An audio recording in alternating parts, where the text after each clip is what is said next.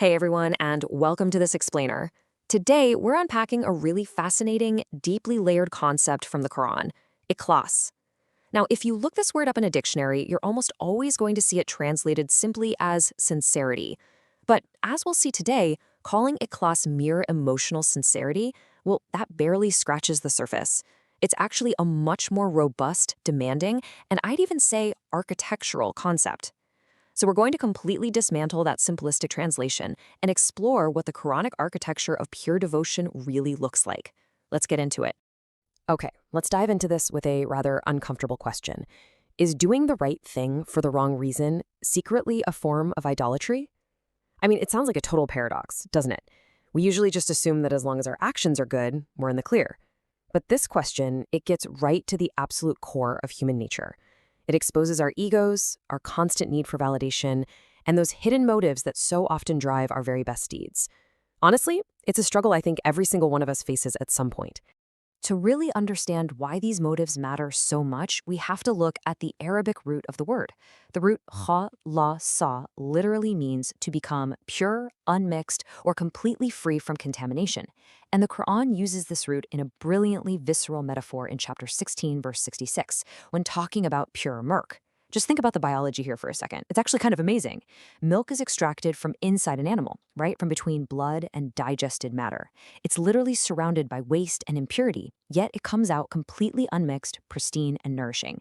That right there is the essence of Ikhlas. It's not just a warm, fuzzy feeling. It is a profound, active purification happening under intense pressure and contrast. It's the daily, grueling act of filtering out all the contamination of our worldly desires. And this leads us directly to the central Quranic meaning, which is beautifully captured in Surah 98, verse 5. It says, "They were commanded only to worship Allah, making the religion purely His." I really want you to notice something absolutely crucial here. The command isn't just to worship. No, it's to worship while making the religion purely His. In this context, religion isn't just, a set of rituals you perform on the weekend. It's the entire orientation of your life. Achieving Ikhlas requires actively uprooting and removing every single competing master from your heart. Section 1. Unmasking hidden idolatry, the competitors of the heart. So the crucial point we need to understand is that our outward actions, the things everyone else sees and applauds, can actually act as a mask. They can totally hide deeply divided inward loyalties. And to be clear, we aren't talking about bowing down to statues of stone or wood here. We're talking about silent, insidious competitors: status, wealth, pride, ego, public approval, worldly gain. These are the things that quietly hijack our good deeds. A person might stand up and pray, but in the back of their mind, they're really just seeking the admiration of whoever's watching them. Or, they might give incredibly generously to charity, but what they're actually buying is social influence. They might even preach to others, but their true, hidden goal is just to accumulate followers. And here is the core of the problem. Externally, the act is perfectly correct. It ticks all the boxes. But internally, the whole shebang belongs to someone entirely different. The devotion is secretly pledged to the ego, or to society, or to wealth. The reality is, a flawless outward action is spiritually meaningless if it's been contaminated by these hidden idols. Ikhlas is the exact opposite of this. It is the relentless process of removing those competitors. Section 2. The clarity of the storm. Discovering purity in crisis. So you're probably wondering, when do we actually achieve this pure state? Well, interestingly, the Quran points out a really fascinating psychological pattern. We generally don't find this purity in moments of comfort. Actually, we tend to rediscover pure devotion only when we are pushed to the absolute brink. Now, what's really interesting about this scenario is the specific image the Quran uses to illustrate it: a violent storm at sea. Verse 2965 says, "They call upon Allah, sincerely devoting their religion to Him." I mean, just imagine being on a tiny, fragile boat in the middle of a terrifying, raging storm. In that exact moment, what happens to your social status? What happens to your wealth, your tribe, your pride? They completely disappear, right? A terrifying crisis strips away all the illusions we build our lives around. The only thing left is a perfectly pure, unmixed cry for help to God. That is Ikhlas in its most raw, unfiltered form. But of course, the Quran doesn't just end the story there. It highlights a profound human tragedy. Once the storm passes and the boat safely reaches land, what happens? The pressure is off, and almost immediately, people return to their divided loyalties. The hidden idols of wealth, status, and ego, they just creep right back into the heart. That singular, laser-like focus found during the storm is tragically lost the very second comfort returns. Section 3, Striving versus Being Chosen, the Ultimate Theological Contrast. This constant, exhausting battle to maintain purity of heart brings us to a really profound distinction in the journey of faith. It's the ultimate contrast between human effort and divine selection. We actually have two Arabic words here that look almost identical, separated by literally just one vowel sound. First, we have the Mukhlis with an A. This is someone who is actively striving to be sincere. This is the everyday struggle we all face, right? Battling our egos day in and day out. But then we have the Mukhlas with an A. This tiny shift changes the grammar from active to passive. A Mukhlas is someone whom God himself has actively purified and chosen. The Quran actually uses this exact term to describe Prophet Joseph. Becoming a Mukhlis isn't just about trying really hard, it's the absolute ultimate peak state of being, where God has elevated and purified your heart entirely. And the power of this chosen state is absolutely incredible, as we see in this quote from Satan himself. Satan claims that he has the influence and power to misguide humanity in general, but he admits to one major glaring exception. He says, "Accept your purified servants among them."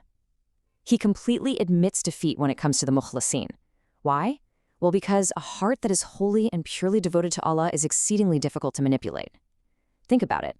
Satan relies on our hidden desires for wealth, for ego, for status.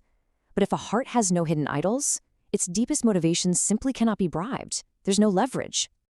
Section 4, Transforming the Ordinary, the why behind the what.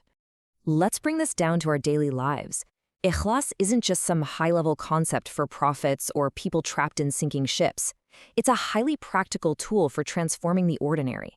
It completely rewires the why behind the what of literally everything we do. Let's just imagine one single act of giving charity. Externally, money is handed from one person to another. The outward action is absolutely identical. But spiritually, what is actually happening? Well, depending on the internal state, that exact same action could merely be human generosity. Or it could be a highly calculated act of self-promotion.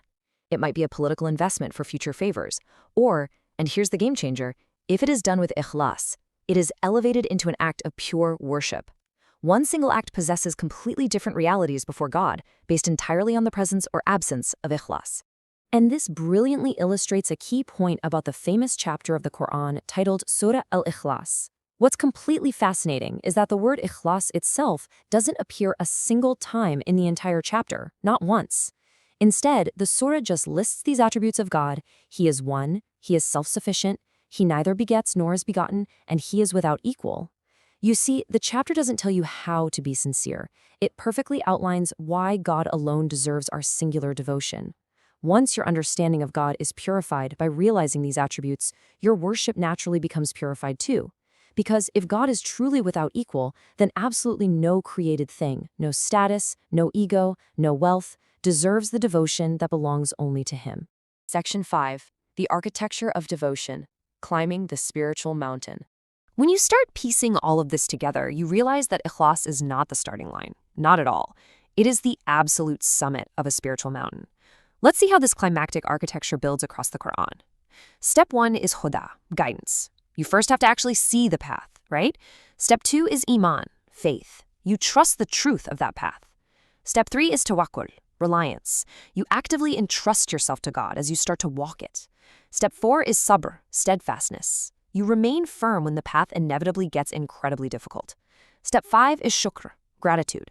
You recognize that every single blessing on the journey comes from Him. And finally, step 6, the ultimate culmination, ikhlas, pure devotion. This is where your heart seeks Him alone, completely stripped of any desire for applause, reward, reputation, or power. It is the absolute pinnacle of faith.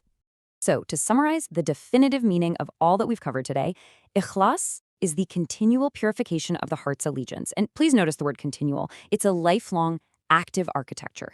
It ensures that every act of worship, obedience, and striving is directed to God alone, remaining entirely free from the rivalry of our own egos, societal status, and worldly gain.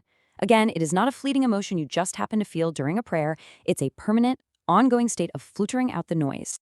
Ultimately, Ikhlas is a lot less about trying to appear sincere to the outside world and far more about having the courage to honestly answer one deeply searching question. If no one else ever knew I did this, would I still do it for Allah? I'm going to leave you to reflect on that. It's a heavy question for sure, but answering it honestly is the very first step toward building true, pure devotion. Thanks so much for joining me on this explainer. Keep learning, keep questioning, and I'll catch you next time.